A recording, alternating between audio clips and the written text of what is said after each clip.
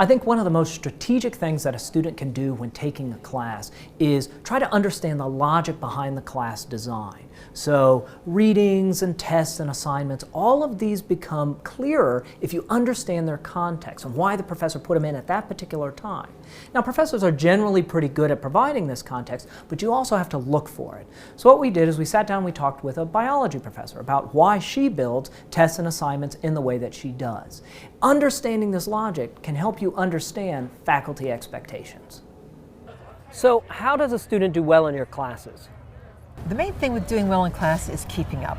The material is going to be much more intense and come at you much faster once you're in college. So it's very important that you stay on top of the material.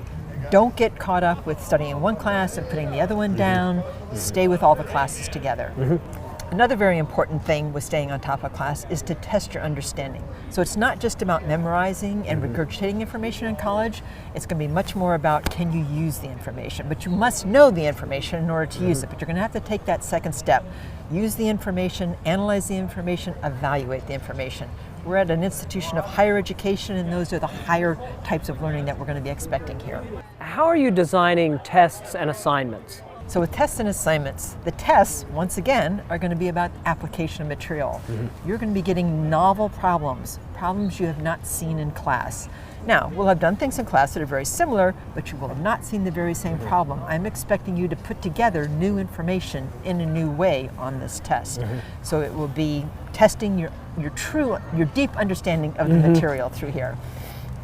Now the assignments, I'm going to design all the assignments to give you practice in being able to do well on the exam. So I think it's very important that both in class and on your assignments you have practice very similar to what I'll be expecting you to do on the test, which is another thing for you to think about. What am I asking on those assignments? Because that's going to foreshadow what's going to be on the exam. What's the best way to do well on those tests? Okay, so the best way to do well on exams in my classes, in the biology and the science classes, and I would expect in many of the other classes, is study groups.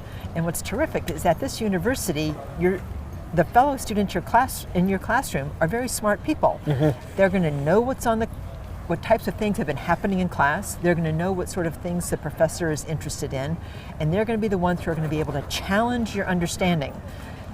It'll be important for you to have been doing some studying by yourself, but what's even more important is to have someone challenge your understanding. So that's what study groups are about. Great.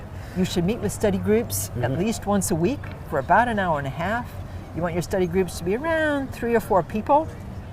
Some of the libraries have great study rooms, or find somewhere on campus where you have a great big whiteboard. You can write out all your information, and you as a group can look at the information and make sure it's correct. What happens when you don't do well on that first test? Yeah, and that's always going to happen.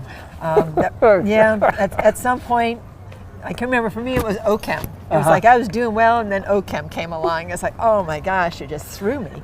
And it's interesting, you're going to say, gosh, I'm at this university, I should be doing really well, and now I'm not. And you're used to doing well, so it really throws you.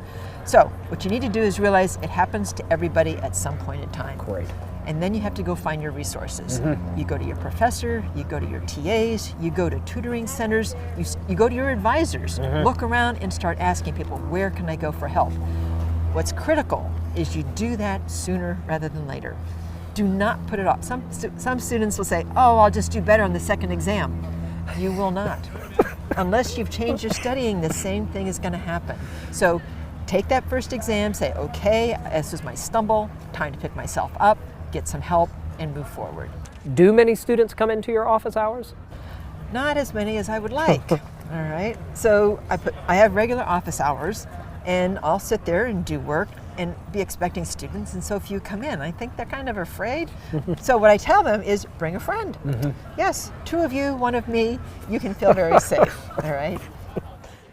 So we've talked about a lot of very specific techniques for doing well in a particular class. What's sort of a general approach for figuring out in different classes and in different disciplines what those professors want? Right. So as a college student, each quarter, each semester, you're going to be taking many different classes, not just one. And in each discipline, there's different ways of thinking. So if you're in my class, I'm a physiologist, I'm teaching a biology class, you have to learn to think like a physiologist. but you've never thought like a physiologist. So how does a physiologist think? So you have to watch me reading the book and talking to your colleagues and saying, when I'm in her class, when I'm taking her exams, I must think like a physiologist, I must give answers like a physiologist would. Now, when you go to your next class, which could be a social justice class, they think a little bit of a different way. You've got to find out what are the keys to their discipline, what sort of answers do I need to give in that discipline. It will be very different from my answers. The decisions that appear on a syllabus, the readings, the tests, the assignments, these aren't arbitrary. They reflect the professor's priorities, how they see that knowledge being learned. So you want to understand that logic. Read the syllabus. Try to understand the construction of the class. If it's not clear, go talk to the professor, because I guarantee you they had a reason for why they built the class the way that they did, and understanding it will help you do better.